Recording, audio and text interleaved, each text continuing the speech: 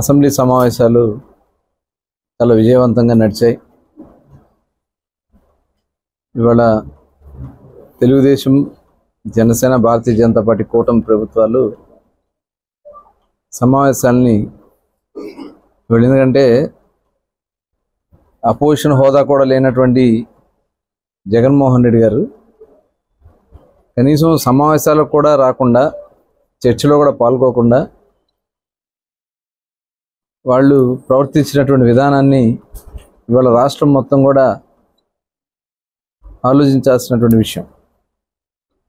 ఎందుకంటే ఇవాళ ప్రజలు గెలిపించింది ప్రజా సమస్యల మీద, లేదంటే రాష్ట్ర అభివృద్ధి మీద, సంక్షేమ కార్యక్రమాల మీద మన వాణిని చట్టసభలో వినిపించాలనేదే రాజ్యాంగం మనకిచ్చినటువంటి హక్కు.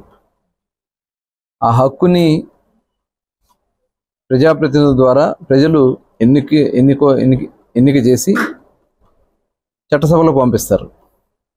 ఆ చట్టసభల్ని, రాజ్యాంగాన్ని అగౌరవపరిచే విధంగా ఇవాళ జగన్మోహన్ రెడ్డి గారు ప్రవర్తించారు. ఇది యథార్థం.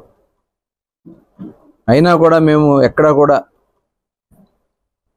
ప్రజలే మాకు జవాబుదారులుగా గౌరవ ముఖ్యమంత్రి గారు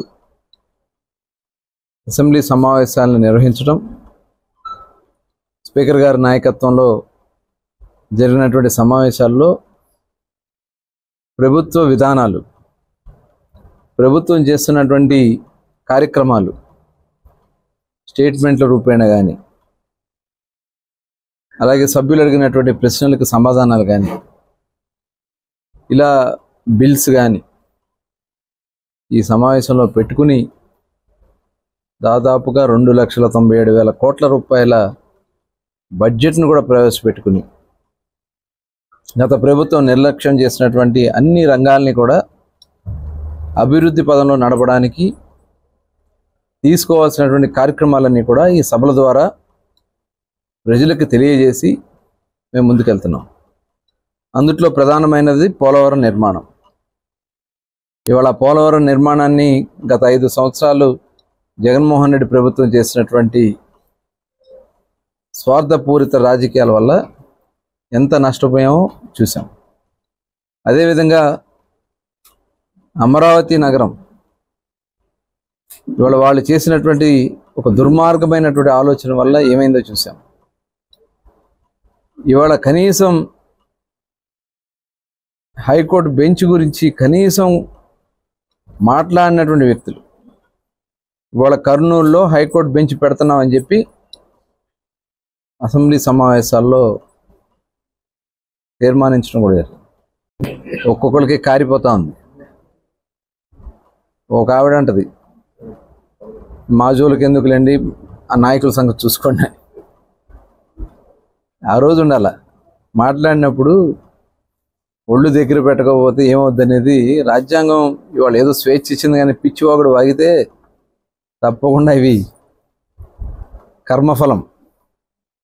ఇదివరకు అనేవాడు ఈ జన్మలో చేసినటువంటి పాపాలు వచ్చే జన్మలో తగులుతాయి. అంతదాకా లేదు, ఈ జన్మలో చేసింది డేస్లోనే వచ్చేసింది. కలియుగం.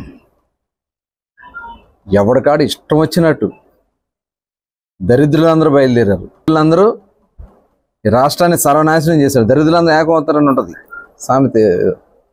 ఆ టైప్లో అందరూ కూడా చేరి 5 ఏళ్ళు రాష్ట్రాన్ని భ్రష్టు పట్టించి, టీవీ పెట్టుకోవాలంటే భయం, ఏ బూత్ మాట వస్తుందో తెలియదు. సెల్ ఫోన్ ఓపెన్ చేయాలంటే భయం, ఏ కుటుంబం మీద ఎట్లాంటి చండాల పురాతలు రాస్తారని. నిజంగా చాలా బాధ అనిపించేది. ఇంట్లో ఉన్న ఆడవాళ్ళను కూడా తీసుకొచ్చి రోడ్ల మీద పెట్టినటువంటి దుర్మార్గులు. అందుకనే ఇవాళ ఆ పాపాలు, శాపాలు అయి తగులుతున్న వాళ్ళకి డెఫినెట్గా ఎవ్వరూ తప్పించుకోలేరు. ఇవాళ కాకపోతే రేపు, రేపు కాకపోతే ఎల్లుండి ఖచ్చితంగా అందరూ చేసినటువంటి పాపాలకి ఇంత ఇబ్బందులు పెట్టారు, ఇన్ని బాధలు పెట్టారు, మమ్మల్ని జైల్లో పెట్టించి సునకానందం పొందారు అందరూ.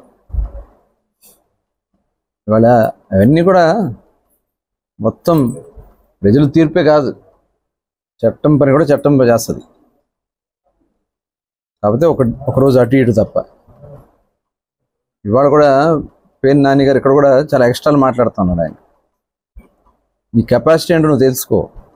నువ్వు పవన్ కళ్యాణ్ గారి గురించో చంద్రబాబు నాయుడు గారి గురించో మాట్లాడే కెపాసిటీ నీకు లేదు. చీకొట్టారు. చీకొట్టినా కూడా ఇంకా సిగ్గు లేకుండా మీరు మైకుల ముందుకు వచ్చి మాట్లాడుతూ ఉన్నారంటే ప్రజలు బుద్ధి చెప్తారు. ఇండ్ల మీదకి వచ్చేసారు. మేము ఎక్కడెక్కడ మేము చాలా డెమోక్రాటిక్గా కంట్రోల్ చేస్తున్నాం. ఆ కంట్రోల్ తప్పితే ఏమవుతుందో తెలియదు. రాజకీయంగా ఉంటే రాజకీయంగా మాట్లాడండి. పిచ్చి పిచ్చి కారు కూతలు కూర్చోమట్టుగా ఎవరిని వదిలే సమస్య లేదని కూడా హెచ్చరిస్తాం.